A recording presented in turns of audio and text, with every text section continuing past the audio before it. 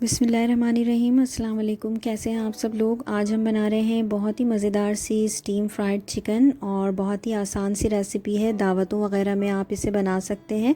Recipe पसंद आए तो इसे लाइक और शेयर ज़रूर कीजिएगा और मेरे चैनल को सब्सक्राइब कर लीजिएगा अगर आप फ़र्स्ट टाइम आए हैं मेरे चैनल पर। तो चले रेसिपी को बनाना शुरू करते हैं।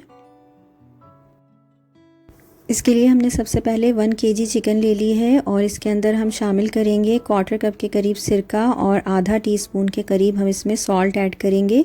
और जो नॉर्मली घर में चिकन आती है उसी तरह के ये 12 पीसेस हैं। आप चाहें तो होल चिकन या सिर्फ ड्रम स्टिक्स के साथ भी इसे बना सकते हैं। अपनी मर्ज़ी से जो भी पीसेस आपको पसंद हो उनके साथ भी इस रेसिपी को बना सकते हैं। मैरिनेट करके हम इसे आधे घंटे के लिए छोड़ देंगे। साथ ही हम एक मसाला तैयार कर लेंगे।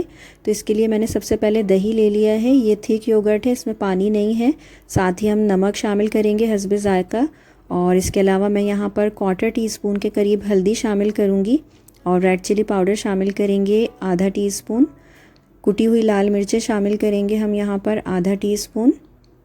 इसके अलावा गरम मसाला पाउडर शामिल करेंगे, ये भी आधा टीस्पून है। और इसके साथ ही हम यहाँ पर शामिल करेंगे तकरीबन आधा टीस्पून के करीब काली मिर्चें। ये मैं कुटी हुई काली मिर्चें शामिल कर रही हूँ, यानी कि इनको क्रश करके शामिल कर रही हूँ। आपके पास पाउडर फॉर्म में हो तो आप वो भी शामिल कर सकते हैं। इसके अलावा हम यहाँ पर 1/4 टीस्पून सफ़ेद मिर्चों का पाउडर शामिल करेंगे और चाट मसाला शामिल करेंगे तकरीबन आधा टीस्पून। साथ ही हम यहाँ पर शामिल करेंगे गार्लिक पाउडर यानी कि लहसुन का पाउडर और आधा टीस्पून और अदरक का पाउडर भी आधा टीस्पून। अगर ये दोनों पाउडर आपके पास ना हो तो 1 टीस्पून के करीब अदरक लहसुन का पेस्ट आप शामिल कर सकते हैं। इसके अलावा 1/8 टीस्पून के करीब हम जायफल का पाउडर शामिल करेंगे और 1 टीस्पून हम यहाँ पर चिकन पाउडर शामिल करेंगे। चिकन पाउडर ना हो तो आप चिकन क्यूब भी शामिल कर सकते हैं। आधा चिकन क्यूब आप इसमें शामिल कर दीजिएगा उसको क्रश करके। और इन तमाम चीज़ों को हम मिक्स कर लेंगे और मिक्स करके अच्छे तरीके से एक तरफ रख देंगे।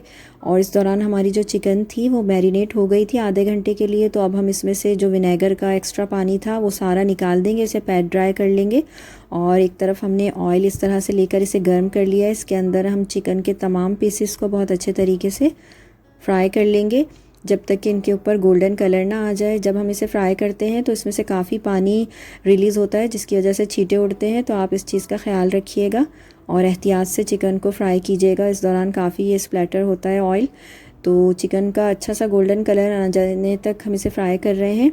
और जब ये चिकन फ्राई हो जाएगी तो निकाल कर आप इस किसी भी स्ट्रेनर में इसको रख दीजिएगा ताकि एक्सेस जो इसमें ऑयल है वो रिमूव हो जाए। या फिर इस तरह से कोई भी पेपर टॉवल ले लीजिएगा, उसके अंदर इस तरह से इसको रख दीजिएगा तो एक्स्ट्रा ऑयल इसमें जज़्ब हो जाएगा। जब एक्स्ट्रा ऑयल इसमें जज़्ब हो जाएगा तो हम चिकन को निकाल कर अलग एक तरफ इस तरह से रख देंगे और इसके अंदर फिर हमने जो मसाला बनाया था वो ऐड कर देंगे। और मसाला इसके तमाम हिस्सों पर अच्छे तरीके से लगा कर इसे मैरिनेट करके तकरीबन 1 घंटे के लिए रख देंगे। आप चाहें तो इसे ओवरनाइट भी रख सकते हैं। तो मैं चिकन को इस तरह से कवर करके रख दूँगी तकरीबन 1 घंटे के लिए।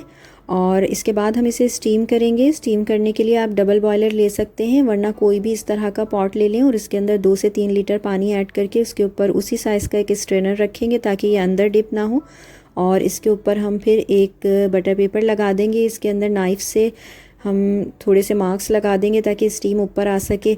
फिर इसके ऊपर हम चिकन को रखकर जो एक्स्ट्रा मसाला था वो भी इसी के ऊपर शामिल कर देंगे और इसे कवर करेंगे। कवर करके हम शुरू में इसे 5 मिनट तक तेज़ आंच पर स्टीम करेंगे और उसके बाद आंच को हल्का कर देंगे और 45 मिनट्स तक हम इसे स्टीम करेंगे।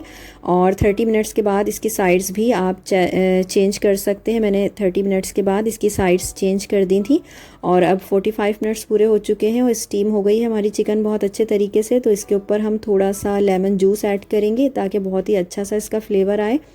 और साथ ही यहाँ पर थोड़ा सा चाट मसाला भी मैं इस पर शामिल करूँगी। तो लेमन जूस मैंने तकरीबन 1 से 2 टेबल स्पून शामिल किया है इसके ऊपर और बिल्कुल थोड़ा सा आखिर में चाट मसाला शामिल किया है तकरीबन 1/4 टीस्पून के करीब। तो इस तरह से शामिल करने के बाद आप इसे किसी भी डिश में निकाल कर और इसे सर्व कर सकते हैं। तो बहुत ही ज़बरदस्त सी हमारी रेसिपी रेडी हो गई है। अगर रेसिपी आपको पसंद आई हो तो इसे लाइक और शेयर ज़रूर कीजिएगा और मेरे चैनल पर अगर आप फ़र्स्ट टाइम आए हैं तो इसे सब्सक्राइब कर लीजिएगा। आप मुझे कमेंट्स भी कर सकते हैं, फ़ेसबुक, इंस्टाग्राम और ट्विटर पर भी फॉलो कर सकते हैं। अपना बहुत ख्याल रखिएगा। नेक्स्ट वीडियो तक के लिए अल्लाह हाफ़िज़।